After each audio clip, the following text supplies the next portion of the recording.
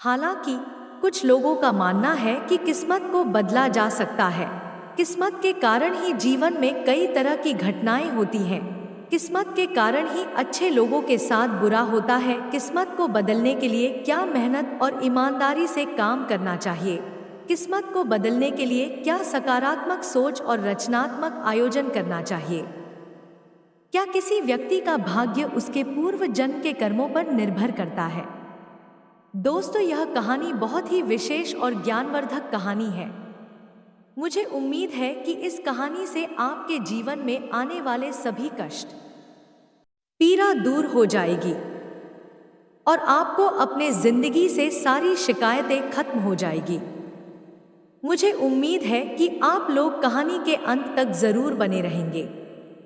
नमस्कार दोस्तों, आप सभी का हमारे YouTube चैनल आर्टिवर्ल्ड स्टोरी पे दिल से स्वागत है। दोस्तों, कितनों के मन में यह सवाल उठता होगा, अच्छी किस्मत और बुरी किस्मत को कैसे बदला जा सकता है? दोस्तों, क्या कर्मों से भाग्य को बदला जा सकता है? क्या व्यक्ति अपना अच्छा बुरा भाग्य अपने कर्म से लिख सकता है? क्या अच्छे लोगों की किस्मत बुरी होती है? चलिए कहानी को शुरू करते हैं। एक समय की बात है। एक गांव में एक विक्रम नाम का एक लड़का रहता था, जो हर समय अपने किस्मत को कोसते रहता था। उसके घर में माता पिता और एक है छोटी बहन और एक छोटा भाई रहता था। वो एक सेठ के पास नौकरी करता था, क्योंकि विक्रम के पिताजी की तबीयत हमेशा खराब रहती थी, इसलिए वो कोई काम नहीं करते थे। एक दिन विक्रम अपने सेठ के पास गया और बोला, साहब मुझे कुछ पैसे आप दे दीजिए, मैं जैसे ही मेरे पास पैसे आएंगे मैं आपको वापस कर दूंगा। सेठ ने पैसे लेने की वजह पूछी। विक्रम ने कहा, साहब मैं कोई छोटा मोटा व्यापार करना चाहता हूं। सेठ को विक्रम पे भरोसा होता है, विक्रम को व्यापार करने के लिए पैसे देते हैं। विक्रम एक छोटा सा व्यापार चालू करता है। सबकी नजर विक्रम के व्यापार पे ही रहती है। एक दिन विक्रम के दोस्तों ने विक्रम की दुकान हड़प ली। अब विक्रम पूरी तरह से टूट गया। अब उसे कुछ भी समझ नहीं आ रहा था। अब वो खुद को ही कोसने लगा और मन ही मन बोलने लगा, मैंने एक छोटा सा व्यापार शुरू किया तो मेरे मित्र ने मेरा व्यापार ही हड़प बैठा। अब ऐसी जिंदगी का क्या फायदा? मुझे इस धरती पे रहने का कोई हक नहीं है। तभी उस जगह से एक बहुत बड़े ज्ञानी संत गुजर रहे थे। विक्रम को इस तरह रोता बिलखता देखकर संत ने उससे विक्रम से पूछे, तुम इस तरह अपने आप को किस लिए कोस रहे हो? विक्रम ने संत से कहा, गुरुवर क्या आप मेरी भी किस्मत ठीक कर सकते हो? संत ने कहा, लाओ तुम्हारी फूटी किस्मत मुझे दे दो, मैं अभी ठीक कर देता हूं। तभी विक्रम ने कहा, यह कैसे हो सकता है? मैं किस्मत को कैसे दे सकता हूं? वह तो दिखाई भी नहीं देती है। संत ने पूछा, जब तुम्हारी किस्मत दिखाई ही नहीं देती है तो तुम्हें पता कि वह खराब हो चुकी है? उस व्यक्ति ने सोचकर उत्तर दिया, नहीं, मैंने कभी ऐसा नहीं देखा कि मेरी किस्मत सचमुच खराब हो चुकी है। व्यक्ति ने कहा, मेरी किस्मत खराब है तभी तो मेरे साथ सब कुछ गड़बड़ हो जा रहा है। मेरे बनाए कामों पर पानी फिर जाता है, मेरे पिताजी की तबीयत ठीक नहीं रहती है, घर में माँ, छोटा भाई, छोटी बहन है, सबको मुझे ही देखना होता है। अगर मेरी किस्मत अच्छी होती तो सब कुछ ठीक होता है।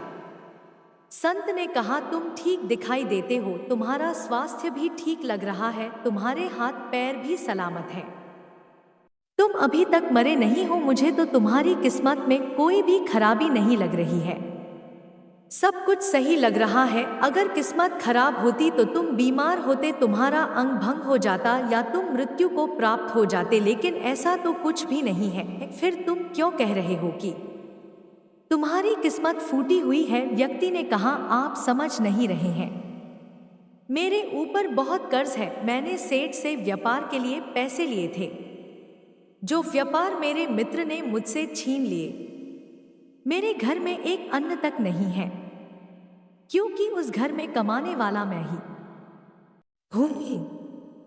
संत ने विचार पूर्वक कहा तो समस्या गंभीर है। व्यक्ति ने उदासीनता के साथ कहा, जी हाँ, अब आप समझे ना कि मैं कितने बड़े दुख से गुजर रहा हूँ। संत ने उसे समझाया, तुम्हारी किस्मत अच्छी है कि तुम जीवित हो इस दुख का सामना करने के लिए, और इस जीवन से ही तुम अपनी समस्याओं का सामना कर सकते हो।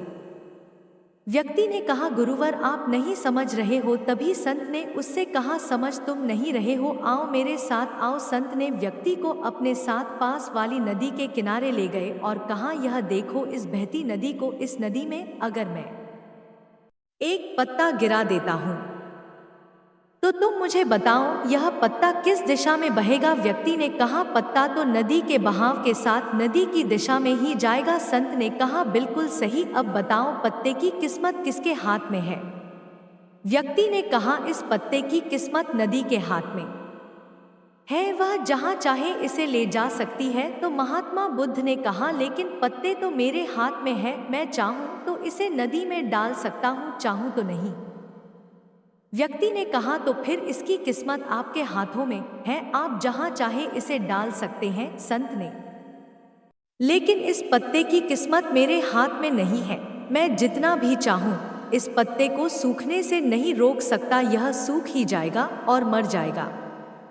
जब तक यह पेड़ पर था यह हरा था, इसे ऊर्जा मिल रही थी, लेकिन अब यह पेड़ से अलग हो गया है। अब बताओ इस पत्ते की किस्मत अच्छी है या बुरी। व्यक्ति ने कहा, अब तो इसकी किस्मत बुरी है, क्योंकि अभी अपने पेड़ से अलग हो गया है और ज्यादा दिन जीवित भी नहीं रह पाएगा, धीरे धीरे सूख जाएगा। तभी संत ने कहा, अभी यह मरा नहीं है, अभी भी यह जीवित है, और लाभ यह है कि अभी यह पत्ता वह सब कुछ कर सकता है जो वह पेड़ से लगे रहकर नहीं कर सकता। संत ने वह पत्ता हवा में छोड़ दिया, वह उड़कर दूर जा गिरा। तब संत ने कहा, देखो पेड़ पर रहकर भी कभी इतनी दूर नहीं जा सकता था, आज इसने स्वतंत्र होकर उड़ने का आनंद लिया है। फिर वह पत्ता उड़कर नदी में जा गिरा। संत ने कहा, देखो अब वह पत्ता नदी में तैरने का भी आनंद लेगा, और अगर तुम ध्यान से देखो तो यह पत्ता कितने ही छोटे छोटे जीवों को अपने ऊपर बिठाकर नदी के एक किनारे से दूसरे किनारे पहुंचा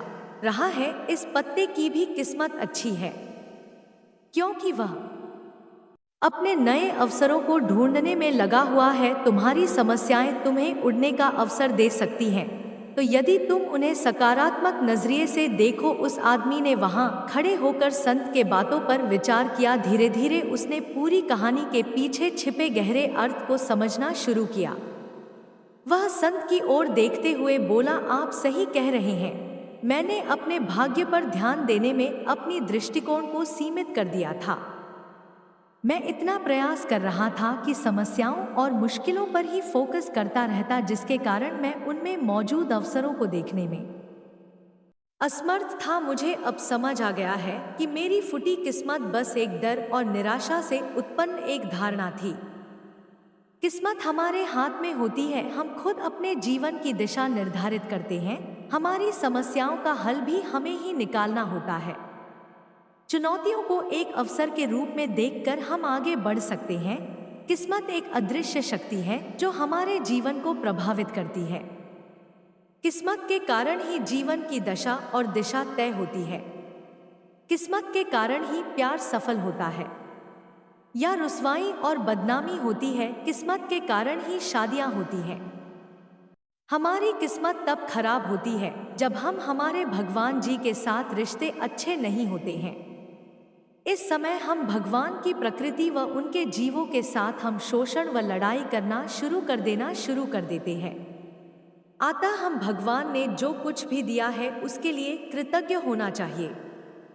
हमको अच्छा सोचकर अपना कार्य बिना फल के बारे में चिंतित होकर करना चाहिए, वो भी बिना निस्वार्थ भाव से किए हुए कर्म का फल इच्छा अनुसार मिलता है। आप जैसा कर्म करेंगे वैसे फल आपको प्राप्त होगा। दिखावे की दुनिया में क्या रखा है, जो बोओगे वही तो पाओगे। भाग्य इंसान खुद लिखता है और अपने मुकाम को हासिल करता है। कई लोग बोलते हैं कि ईश्वर द्वारा भाग्य लिखा जाता है, तो कुछ लोग कहते हैं ग्रह नक्षत्र द्वारा भाग्य तय होता है। लेकिन इंसान अपना भाग्य खुद लिखता है। वह अपनी मेहनत और ईमानदारी से अपना भाग्य बदल सकता है और कार्यों को करता है। हमारी किस्मत तब खराब होती है जब हम हमारे भगवान जी के साथ रिश्ते अच्छे नहीं होते हैं। इस समय हम भगवान की प्रकृति व उनके जीवों के साथ हम शोषण व लड़ाई करना शुरू कर देते हैं। भगवान ने जो कुछ भी दिया है, विधि का विधान बड़ा ही निराला है। विधि शब्द अपने आप में ही विधाता से जुड़ा हुआ है। आध्यात्मिक जगत में विधि के विधान का आशय ईश्वरीय इच्छा से है, जो विधाता ने पूर्व निर्धारित कार्यक्रम के आधार पर ही निर्धारित किया है, जिसमें बदलाव मनुष्य के हाथ में नहीं है। हम किसी संकट में पड़ जाते हैं या हमें कोई सताता है, तब हम ईश्वर की प्रार्थना करते हैं। यही वह अटूट विश्वास है जो हमें एहसास कराता है, यकीन दिलाता है कि ईश्वर है। ईश्वर वह दिव्य शक्ति है जिससे सारा संसार चलता है। उसका एहसास हमें होता है। किस्मत से ज्यादा और वक्त से पहले कुछ नहीं मिलता। जब जिस बात का होना तय है वो तभी होती है, फिर आप चाहे लाख हाथ पैर मारे। नियति ने किस कदर असर डाला, मिल गया है सब कुछ किस्मत से, ये बस जानती है किस्मत ही डॉट। ऐसी किस्मत के लिए भी जीवन में हर पल किस्मत से लड़ना होता है डॉट। न जाने कितने कटु वचनों को, अफवाहों को जहर सरीखा पीना होता है। दोस्तों, कहानी अगर पसंद आई हो तो हमारे चैनल को सब्सक्राइब जरूर करें और कहानी के नीचे कमेंट जरूर करें ताकि ऐसे ही मोटिवेशनल कहानी लेकर आते रहे। धन्यवाद। राधे राधे।